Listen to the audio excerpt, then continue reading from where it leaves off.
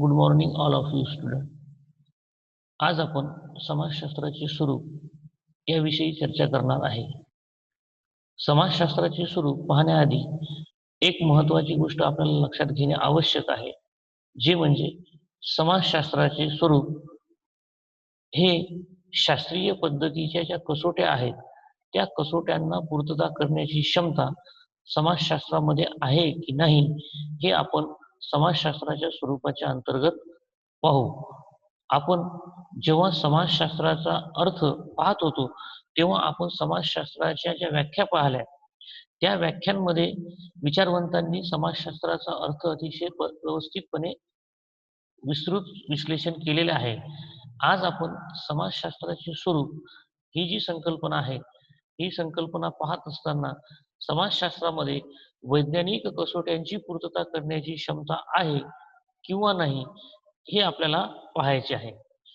कोणत्याही शास्त्राचे स्वरूप पाहत असताना एक गोष्ट लक्षात घेणे आवश्यक आहे, की शास्त्राला शास्त्राचा दर्जा प्राप्त करण्याकरिता विज्ञानाने ज्या कसोट्यांची निकष शास्त्राच्या अस्तित्वाकरिता किंवा शास्त्राच्या मान्यतेकरिता ठेवलेले आहेत, त्या वैज्ञानिक कसोट्यांची पूर्तता करणे त्या शास्त्राला जर शक्य असेल तरच त्याला शास्त्र म्हटले जाते. समाजशास्त्राचे स्वरूप नेचर ऑफ सोशॉलॉजी हे देखील याच विश्लेषणाच्या आधारावर असणारा आपला आजचा टॉपिक आहे. प्रसिद्ध विचारवंत रॉबर्ट ब्रिस्टिड यांनी द सोशल ऑर्डर नावाचा एक ग्रंथ लिहिला 1957 मध्ये, आणि या ग्रंथामध्ये त्यांनी समाजशास्त्राचे स्वरूप स्पष्ट केलेलं आहे. समाजशास्त्राचे स्वरूप स्पष्ट करत असताना रॉबर्ट ब्रिस्टिड नावाचे जे विचारवंत आहेत, त्यांनी शास्त्राच्या कसोट्यांचा कशा पद्धतीने समाजशास्त्र उपयोग करते आणि त्या कसोट्यांची पूर्तता करून सिद्धांत निर्माण केले जातात, याचे विश्लेषण या ग्रंथामध्ये केलेले आहे. विद्यार्थी मित्रांनो, एक गोष्ट आणखीन तुम्ही महत्त्वाची लक्षात घ्या, की नैसर्गिक शास्त्रांमध्ये शास्त्राच्या कसोट्यांची पूर्तता करणे अतिशय म्हणजे सोपं आहे, किंवा त्याच्यामध्ये तशा प्रकारचे प्रयोगशाळा वगैरे आणि ह्या सगळ्याचे घटक आहेत. त्या घटकांच्या माध्यमातून आपण समाज म्हणजे त्या शास्त्राचे वैज्ञानिक स्वरूप आहे असं सिद्ध करू शकतो. परंतु सामाजिक घटकांचे अध्ययन करत असताना सामाजिक घटना, सामाजिक समस्या आणि सामाजिक व्यवस्था या संदर्भात जेव्हा अध्ययन केल्या जाते, तेव्हा यामध्ये वस्तुनिष्ठ तथ्य संकलन करणे अतिशय कठीण आणि अतिशय क्लिष्ट अशी बाब आहे.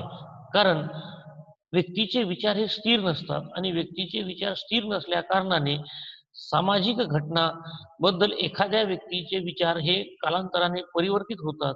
म्हणून त्या संदर्भात व्यवस्थितपणे किंवा सुनिश्चित असं विधान करणं शक्य नसते. म्हणून समाजशास्त्राच्या स्वरूपासंदर्भात विचारवंत आक्षेप देखील घेतात. परंतु शास्त्राला आवश्यक असणाऱ्या कसोट्यांची पूर्तता करण्याची क्षमता समाजशास्त्रामध्ये असल्या कारणाने समाजशास्त्राला शास्त्राचा दर्जा प्राप्त झालेला आहे. आता जेव्हा आपण समाजशास्त्राचे स्वरूप हा जेव्हा आपण टॉपिक पाहतो, किंवा हा जो आपला जो आजचा मुद्दा आहे, या संदर्भात आपण जेव्हा विश्लेषण पाहतो, तेव्हा आपल्याला पहिले काही गोष्टी लक्षात येतात. ज्यामध्ये एक महत्त्वाची गोष्ट अशी आहे, की समाजशास्त्र हे शास्त्र आहे. Sociology is a science. म्हणजे शास्त्रामध्ये असणाऱ्या सगळ्या गोष्टीची पूर्तता करण्याची क्षमता समाजशास्त्रात आहे. आणि दुसरं आहे, समाजशास्त्रामध्ये शास्त्राच्या स्वरूपावर घेण्यात येणारे आक्षेप.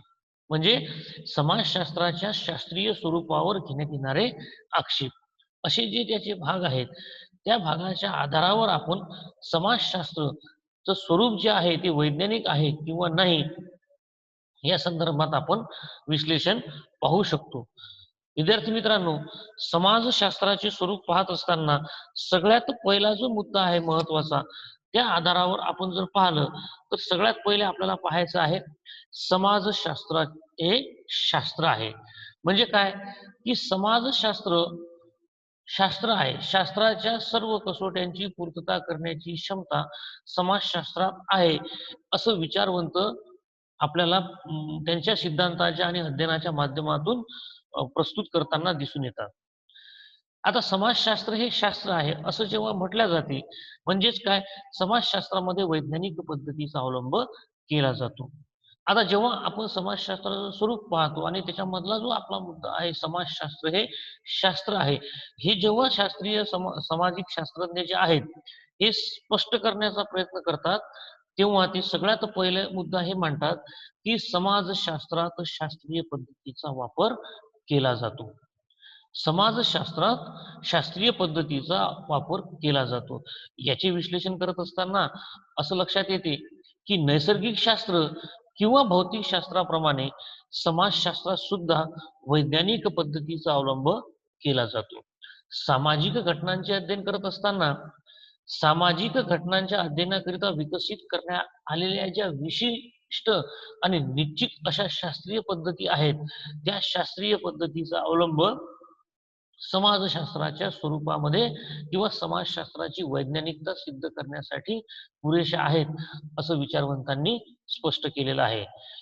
आता उदाहरण जर पाहायचं झालं, तर एक व्यष्टी अध्ययन नावाची समाजशास्त्रामध्ये पद्धती आहे अध्ययन करण्याची. समाजमिती नावाचं एक शास्त्रीय पद्धत आहे, की ज्या माध्यमातून सामाजिक घटनांचे अध्ययन केल्या जाते. सांख्यिकीय पद्धत आहे, की ज्या माध्यमातून सामाजिक घटनांच्या यथार्थ अध्ययनाला वैज्ञानिक दर्जा प्राप्त करण्याचा पूर्णपणे प्रयत्न केला जातो. समाजशास्त्रामध्ये ज्याही सामाजिक घटनांचा, सामाजिक समस्यांचा आणि सामाजिक व्यवस्थेच्या संदर्भात असणाऱ्या विविध घटकांचं अध्ययन केल्या जाते, त्या अध्ययनाच्या माध्यमातून एक गोष्ट लक्षात येते, की समाजशास्त्रामध्ये ज्या पद्धती वापरल्या जातात, व्यष्टी अध्ययन पद्धत, समाजनीती पद्धत किंवा सांख्यिकीय पद्धत, या माध्यमातून तथ्य संकलन करून त्या आधारावर निष्कर्ष प्रतिपादन केल्यानंतर त्यामध्ये शास्त्रीय पद्धतीच्या पूर्ण घटकांचा अवलंब झालेला आपल्याला दिसून येतो. म्हणूनच असं म्हटल्या जाते, की समाजशास्त्र हे शास्त्र आहे.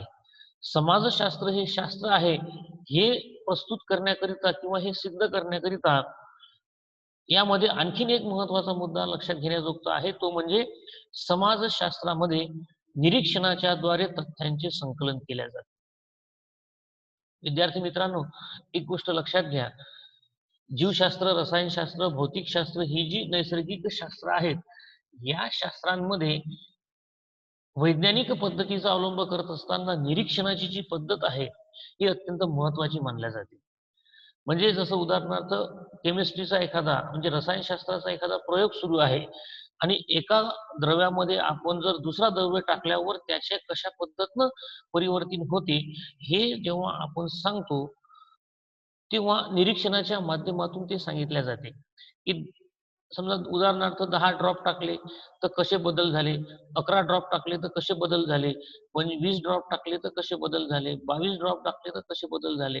याचं निरीक्षण केल्या जाते आणि नंतर ठरवल्या जाते, की बा हे कशा पद्धतीनं बदल झाले. त्याचे जे तथ्य संकलन केले जातात ते.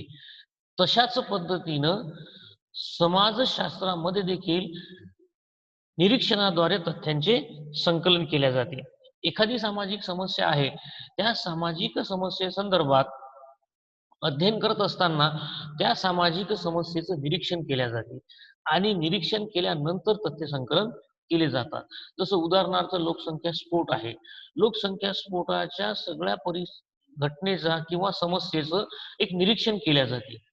ती स्वातंत्र्य भारताचा जर विचार केला आपण, तर स्वातंत्र्याच्या वेळी भारताची असणारी लोकसंख्या, स्वातंत्र्यानंतर भारतामध्ये जे लोकसंख्या वृद्धी झाली ती लोकसंख्या, बाहेरच्या देशातून आलेली स्थलांतरित झालेली लोकसंख्या आणि यामध्ये शासनाच्या विविध योजनांच्या माध्यमातून त्या लोकसंख्येवर काय परिणाम झाले, याचा देखील निरीक्षण केल्या जाते. म्हणून सामाजिक घटनांचा अभ्यास करत असताना, सामाजिक समस्यांचा अभ्यास करत असताना निरीक्षणाद्वारे तथ्यांचं संकलन करण्याची जी पद्धत आहे, वैज्ञानिक पद्धत, त्या पद्धतीचा अवलंब समाजशास्त्रात केला जातो आणि म्हणूनच याला समाजशास्त्राला शास्त्र म्हटल्या जाते. समाजशास्त्र हे शास्त्र आहे, हे सिद्ध करण्यासाठी आणखीन एका वैज्ञानिक पद्धतीच्या एका घटकाचा अवलंब केला जातो, पायरीचा अवलंब केला जातो. ते म्हणजे समाजशास्त्रात तथ्यांचे विश्लेषण आणि वर्गीकरण देखील केल्या जाते.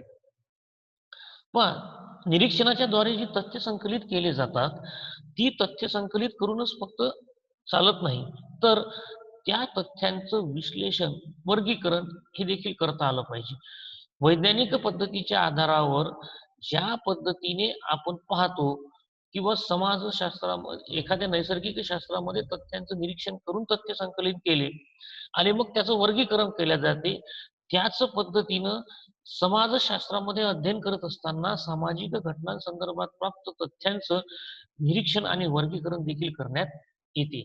आता याचं उदाहरण तुम्हाला एक सांगतो. उदाहरणार्थ शेतकरी आत्महत्या आहे. शेतकरी आत्महत्या या समस्येचं आपण विश्लेषण करत आहे, वर्गीकरण करत आहे, तथ्य संकलन करत आहे. आता निरीक्षणाद्वारे प्राप्त तथ्यामध्ये आपल्याला असं लक्षात आलं, की 100 लोकांचा आपण अभ्यास केला आणि त्या 100 लोकांपैकी 40 लोकं असं म्हणतात, किंवा शेतकरी आत्महत्या ही कर्जबाजारीपणामुळे होती. 20 लोकं असे म्हणतात, की शेतकरी आत्महत्या ही कौटुंबिक कलहामुळे होती. 10 लोकं असं म्हणतात, की शेतकरी आत्महत्या ही मानसिक क्रिया आहे आणि 10 लोकं असं म्हणतात, की शेतकरी आत्महत्येसंदर्भात ते कुठलंही विधान करू शकत नाहीत. म्हणजेच काय, की निरीक्षण केल्यानंतर 100 शेतकरी आत्महत्या ज्या झाल्या, त्या घटनेचं निरीक्षण केल्यानंतर आपल्या असं लक्षात आलं, असे तथ्य संकलित झाले, की वेगवेगळ्या प्रकारच्या लोकांनी कारणं सांगितली. मग त्या कारणांचं आपण वर्गीकरण केलं, की कर्जबाजारीपणामुळे किती लोकांनी आत्महत्या केल्या, कौटुंबिक कारणामुळे किती लोकांनी आत्महत्या केल्या, किती लोकांची मानसिक स्थिती व्यवस्थित नव्हती म्हणून त्यांनी आत्महत्या केल्या आणि किती लोकं या संदर्भात विश्लेषण करू शकत नाहीत. हे करत असताना किंवा हे सांगत असताना आपल्याला एक गोष्ट महत्त्वाची आहे, ती म्हणजे की तथ्य जे संकलित आहेत, त्या तथ्यांचं आपण वर्गीकरण केलं आणि त्याचं विश्लेषण केलं. विश्लेषण करत असताना आणखीन त्याच्यामध्ये आपण ॲड करू शकतो, की आत्महत्या करत असताना कर्जबाजारीपणाचं हे जे कारण आहे, हे कारण इतक्या-इतक्या लोकांनी सांगितल्यामुळे बहुतांश लोकं जे आहेत ते कर्जबाजारीपणामुळे आत्महत्या करतात, असं आपण त्याचं विश्लेषण करू शकतो. म्हणजेच काय, की तथ्यांचं संकलन करून चालणार नाही, तर तथ्यांचं वर्गीकरण आणि विश्लेषण देखील करता आलं पाहिजे. म्हणूनच समाजशास्त्रामध्ये आपल्याला तथ्यांचं वर्गीकरण आणि विश्लेषण देखील करता येते. यानंतर पुढचा जो एक शास्त्रीय पद्धतीचा आधार किंवा शास्त्रीय पद्धतीचा महत्त्वाचा आधारभूत घटक मानला जातो, तो म्हणजे समाजशास्त्रात सामान्यीकरणातून निष्कर्ष काढले जातात. समाजशास्त्रात सामान्यीकरणातून निष्कर्ष काढले जातात. म्हणजे बहुतांश लोकांनी जे उत्तर दिलेलं आहे, बहुतांश लोकांनी दिलेल्या उत्तरामध्ये जे सामान्य एक निष्कर्ष प्राप्त झालेला आहे किंवा एक सामान्य तथ्य संकलन झालेलं आहे. जसं आपण आता सध्या उदाहरण पाहत असताना शेतकरी आत्महत्येचं उदाहरण पाहिलं. 40 लोकं म्हणतात कर्जबाजारीपणा. म्हणजे इतर लोकांनी दिलेल्या उत्तरापेक्षा जास्तीत जास्त उत्तर आपल्याला कर्जबाजारीपणाचे आलेले दिसून येतात. म्हणून सामान्यीकरणातून असा निष्कर्ष निघतो, की बहुतांश शेतकऱ्यांच्या आत्महत्या ह्या कर्जबाजारीपणामुळे होतात. म्हणून शासन तशा प्रकारच्या योजना राबवताना आपल्याला दिसते. अर्थात काय, की सामान्यीकरणातून समाजशास्त्रामध्ये निष्कर्ष काढले जातात. पुढचा जो मुद्दा एक सांगितलेला आहे, शास्त्र आहे हे सिद्ध करण्याकरिता, ते म्हणजे समाजशास्त्रात कार्यकारण संबंध स्पष्ट करण्यात येते. पहा, फक्त समाजशास्त्रामध्ये अध्ययन केलं जात नाही. समाजशास्त्रामध्ये वैज्ञानिक पद्धतीचा वापरच केला जात नाही. तर एखादी घटना घडत असताना त्या घटनेचा इतर घटनेशी काय संबंध आहे, तो कार्यकारण संबंध स्पष्ट करण्याचं काम देखील समाजशास्त्रामध्ये केलं जाते. एखादी घटना घडत असताना एखाद्या समस्येमागचे कारण मीमांसा करून एखादी समस्या निर्माण झाली आणि त्या समस्येचं अध्ययन करत असताना त्यामागची कारण मीमांसा करून त्यामध्ये कोणकोणते घटक आहेत, की ज्यांचा परस्परांशी संबंध आहे.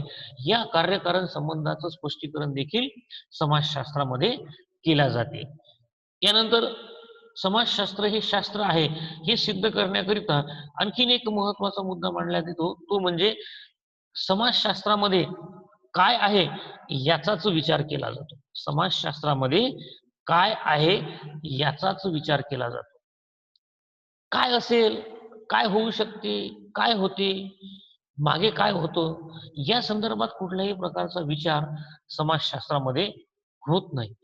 काय आहे याचाच विचार केला जातो. जेव्हा आपण समाजशास्त्राची व्याप्ती पाहतो, त्याच्यामध्ये दोन भाग आहेत.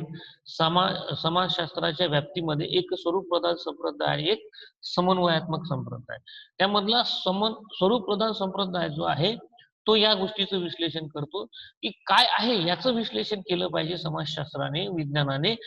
काय होते मागे किंवा काय असू शकते, काय होऊ शकते या संदर्भात सामाजिक शास्त्रामध्ये विचार केला जाऊ नये.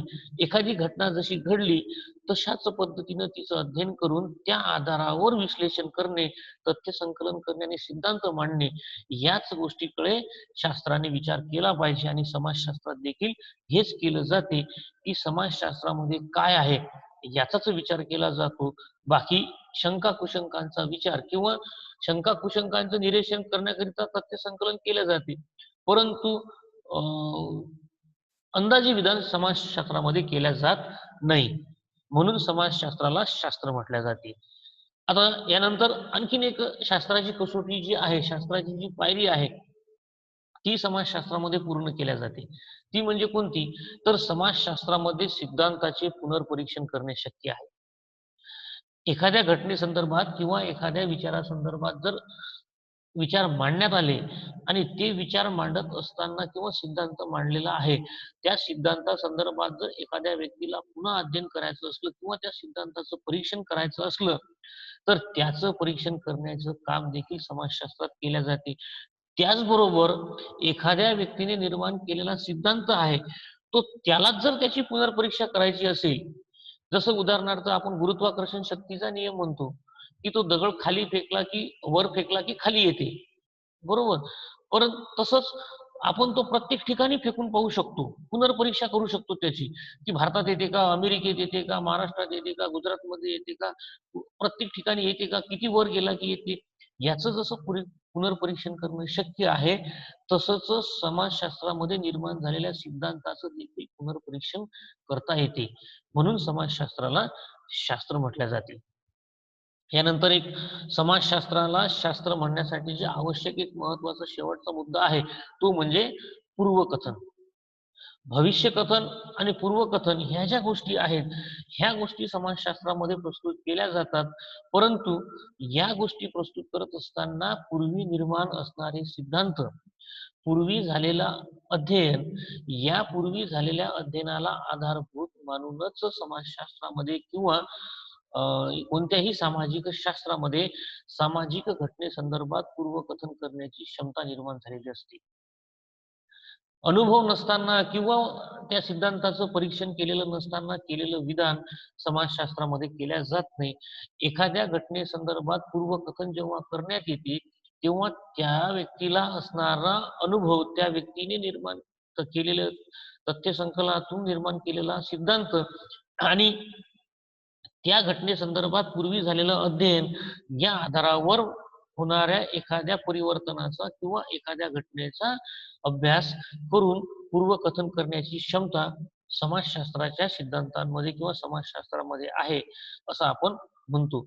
या सर्व गोष्टीचा जेव्हा आपण विचार करतो, तेव्हा एक महत्त्वाचं आपल्या लक्षात येते, की शास्त्राच्या अस्तित्वासाठी किंवा शास्त्राच्या मान्यतेकरिता ज्या कसोट्या आहेत, ज्या पायऱ्या आहेत अध्ययन करण्याच्या, त्या सर्व कसोट्यांची पूर्तता करण्याची क्षमता समाजशास्त्रात असल्यामुळे समाजशास्त्राला शास्त्र म्हटल्या जाते. पहा विद्यार्थी मित्रांनो, एखादी गोष्ट जर आपण मांडली, तर त्या गोष्टीवर काही लोकं सहमत असतात आणि काही लोकं असहमत असतात. तसंच समाजशास्त्र हे शास्त्र आहे मांडत असताना या कसोट्यांची पूर्तता करण्याची क्षमता समाजशास्त्रात आहे, असं जेव्हा काही विचारवंतांनी मांडलं, तेव्हा काही विचारवंतांनी किंवा काही लोकांनी यावर आक्षेप देखील घेतले. हा जो आक्षेप आहे, हा आक्षेप घेत असताना विचारवंतांनी अनेक गोष्टी ज्या आहेत, की ज्या गोष्टींची पूर्तता समाजशास्त्रामध्ये शक्य नाही, त्या आधारावर त्यांनी समाजशास्त्राच्या शास्त्रीय स्वरूपावर आक्षेप घेतला. त्या आक्षेपामध्ये विचारवंत किंवा जे अभ्यासक आहेत, ते अभ्यासक असं म्हणतात, की सगळ्यात पहिले त्याचा असा मुद्दा आहे, की सामाजिक घटना ह्या जटिल असतात. असा समाजशास्त्रावर आक्षेप घेतला जातो. आणि आक्षेप घेत असताना स्पष्टीकरण देखील देतात ते, की व्यक्ती-व्यक्ती किंवा समूह-समूह, व्यक्ती समूह या संदर्भात आपण कुठलेही निश्चित असे विचार किंवा निश्चित असा सिद्धांत मांडू शकत नाही. कारण व्यक्ती-व्यक्तीमध्ये, समूहा-समूहामध्ये किंवा व्यक्ती समूहामध्ये गुंतागुंतीचे आणि शीघ्र परिवर्तित होणारे निष्कर्ष आपलं संबंध असतात. म्हणून ह्या ज्या सामाजिक घटना असतात ह्या कशा असतात? जटिल असतात असं अभ्यासकांना वाटते. साहजिक आहे. उदाहरणावरून ते सांगतात, की एखादा राजकीय पक्ष 5 वर्षा पहिले निवडणुकीमध्ये पूर्ण बहुमतानिशी निवडून येतो आणि 5 वर्षात त्याच पक्षाला लोकांच्या मनामध्ये अशा प्रकारचा विरोध निर्माण होतो, की त्याला बहुमत प्राप्त होत नाही. मग एखाद्या पक्षासंदर्भात विचार व्यक्त करत असताना अभ्यासकांचं असं मत आहे, किंवा ह्या घटना ज्या असतात, ज्या जटिल असतात, व्यक्तीचे विचार जे असतात ते परिवर्तित होणारे असतात. त्यामुळे तुम्ही समाजशास्त्रामध्ये सामाजिक घटनांचा यथार्थ किंवा सामाजिक घटनांचा निश्चित असा अर्थ लावू शकत नाही. एखादे पक्षासंदर्भात असणारे विचार 5 वर्षानंतर बदलतात. मग ज्या पक्षाला आपण 5 वर्षाच्या पहिले चांगलं म्हणतो, त्याच पक्षाला आपल्याला 5 वर्षानंतर वाईट म्हणावं लागते. अशा ज्या सामाजिक जटिल घटना असतात, त्यामुळे समाजशास्त्रामध्ये निश्चित असे सिद्धांत प्रतिपादन केले जाऊ शकत नाहीत, असा आक्षेप समाजशास्त्राच्या स्वरूपावर घेतला जातो. याचबरोबर दुसरा मुद्दा जे मांडतात ते त्यांच्या म्हणण्यानुसार, की समाजशास्त्रात वस्तुनिष्ठतेचा अभाव दिसून येतो. समाजशास्त्रात वस्तुनिष्ठतेचा अभाव दिसून येतो. याचं कारण सांगत असताना, जसं इतर प्रयोगशाळेमध्ये प्रयोग करत असताना त्या व्यक्तीचा रसायनशास्त्र, जीवशास्त्र, भौतिकशास्त्र यामध्ये त्या व्यक्तीचा त्या घटनेच्या किंवा त्या प्रक्रियेसंदर्भात कुठल्याही प्रकारचा भावनिकता निर्माण झालेली नसते. परंतु सामाजिक घटनेचा अभ्यास करत असताना जो अभ्यासक आहे, तो ज्या समूहामध्ये राहतो, तो ज्या समाजाचा सदस्य आहे, त्या समाजाचा सदस्य असल्या कारणाने संशोधनावर त्याच्या भावनिकतेचा प्रभाव पडत असल्याचे अध्ययन करत असताना किंवा अध्ययन करता वस्तुनिष्ठ तथ्य संकलन करू शकत नाही, असा आक्षेप घेतला जातो. सामाजिक घटनांचा अभ्यास करत असताना सामाजिक व्यवस्थेचा प्रभाव देखील अध्ययनकर्त्यावर असतो.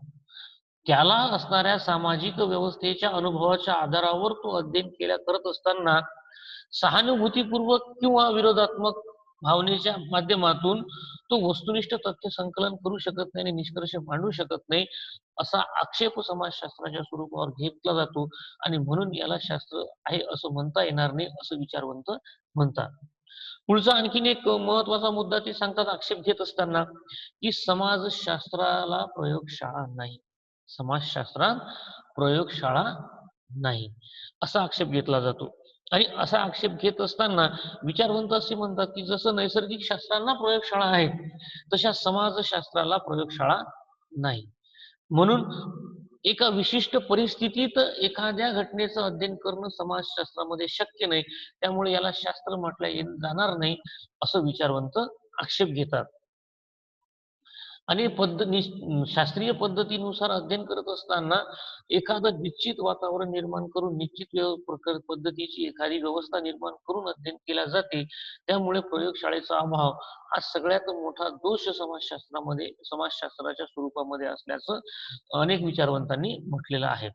त्यानंतर पुढचा आणखीन एक आक्षेप समाजशास्त्राच्या स्वरूपावर घेतला जातो, तो म्हणजे समाजशास्त्रामध्ये ज्या सामाजिक घटनांचं अध्ययन केल्या जाते, त्यांचं मूल्यमापन करता येत नाही. समाजशास्त्रामध्ये अध्ययन करत असताना त्याचं मूल्यमापन करणे शक्य नाही, असा आक्षेप समाजशास्त्रामध्ये विचारवंत घेत असताना आपल्याला दिसून येतात. कारण सामाजिक घटनांचा यथार्थ शोध घेण्यासाठी तुम्हाला सामाजिक घटनांचे मूल्यमापन करता आलं पाहिजे आणि सामाजिक घटनांचा अभ्यास करत असताना मूल्यमापन करणे शक्य नाही, हे आपल्याला याच्यावरून दिसते.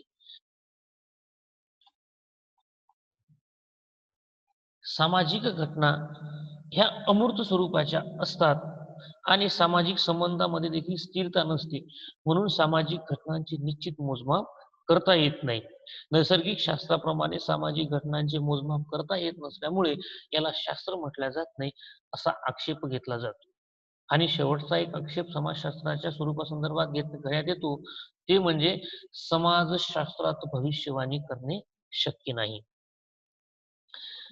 समाजशास्त्रामध्ये ज्या घटनेचं, विषयाचं, वस्तूचं अध्ययन केल्या जाते, त्या वस्तूचं अध्ययन करत असताना सामाजिक घटनांसंदर्भात भविष्यवाणी करणे शक्य नाही, असं विचारवंत म्हणतात. कारण सामाजिक घटना, सामाजिक संबंध, सामाजिक व्यवस्था आणि सामाजिक परिस्थिती ह्या अतिशय जटिल स्वरूपाच्या असतात आणि त्या संदर्भात निश्चित असं कोणतंही विधान जटिल स्वरूपाच्या देखील असतात आणि परिवर्तनशील देखील असतात. त्यामुळे आपण निश्चित असं स्वरूपाचं एखादं उदाहरण आपण देऊ शकत नाही किंवा निश्चित स्वरूपाचं अध्ययन आपण करू शकत नाही. म्हणून भविष्यकथन करण्याची क्षमता शास्त्रामध्ये महत्त्वाची कसोटी आहे आणि समाजशास्त्रामध्ये भविष्यकथन करणं शक्य नसल्यामुळे याला शास्त्र म्हटलं येत जात नाही, असा आक्षेप समाजशास्त्राच्या स्वरूपावर घेतला जातो. विद्यार्थी मित्रांनो, समाजशास्त्राच्या कसोट्यांची पूर्तता करण्याची क्षमता समाजशास्त्रात आहे आणि त्याचबरोबर समाजशास्त्रावर अनेक प्रकारचे आक्षेप देखील घेतले जातात. आता हे समाजशास्त्राचे आक्षेप घेत असताना जे विचारवंतांनी मतं मांडलेली आहेत, ती अतिशय योग्य आहेत किंवा त्यांनी त्यांच्या अध्ययनातून मांडलेले मतं देखील आपल्याला साहजिकच पटण्याजोगती आहेत. परंतु समाजशास्त्राचं स्वरूप हे शास्त्रीय आहे, हे सिद्ध करण्याकरिता आपण जे शास्त्र आहे या संदर्भातले जे मुद्दे पाहिले, की सामाजिक घटना जटिल असतात, परंतु त्याचं अध्ययन करता येते. वस्तुनिष्ठतेचा अभाव असू शकत नाही, कारण की सिद्धांताचे पुनर्परीक्षण करण्याची क्षमता समाजशास्त्रात आहे. समाजशास्त्रात प्रयोगशाळा नाही असा जो आक्षेप घेतला जातो, त्या संदर्भात आपल्याला एक महत्त्वाचं विश्लेषण करता येते ते म्हणजे समाज हीच समाजशास्त्राची प्रयोगशाळा आहे. त्याचबरोबर समाजशास्त्रामध्ये सामाजिक घटनांचे मूल्यमापन करता येत नाही, हा जो आक्षेप समाजशास्त्रावर घेतला जातो, या संदर्भात काही विचारवंत असे म्हणतात, की समाजमिती, व्यष्टी अध्ययन, सांख्यिकीय पद्धत ह्या पद्धती अशा आहेत, की ज्या पद्धतीच्या माध्यमातून आपल्याला सामाजिक घटनांचे मूल्यमापन करणे शक्य आहे आणि पूर्वनिर्माण झालेल्या सिद्धांताच्या आधारावर समाजशास्त्रामध्ये भविष्यकथन करण्याची देखील क्षमता आहे, हे आपल्याला दिसून येते. म्हणून समाजशास्त्राच्या स्वरूपावर कितीही आक्षेप घेण्यात आले, तरी देखील समाजशास्त्र हे शास्त्र आहे असं सिद्ध होते आणि समाजशास्त्राच्या स्वरूपामध्ये देखील आपण समाजशास्त्र हे शास्त्र आहे, हे अतिशय व्यवस्थितपणे पाहू शकतो. या संदर्भात आज आपण जो समाजशास्त्राचं स्वरूप हा जो मुद्दा होता, हा मुद्दा आपण इथं पाहिलेला आहे आणि या संदर्भातली जी PDF फाईल आहे ती तुम्हाला देखील पाठवण्यात येईल.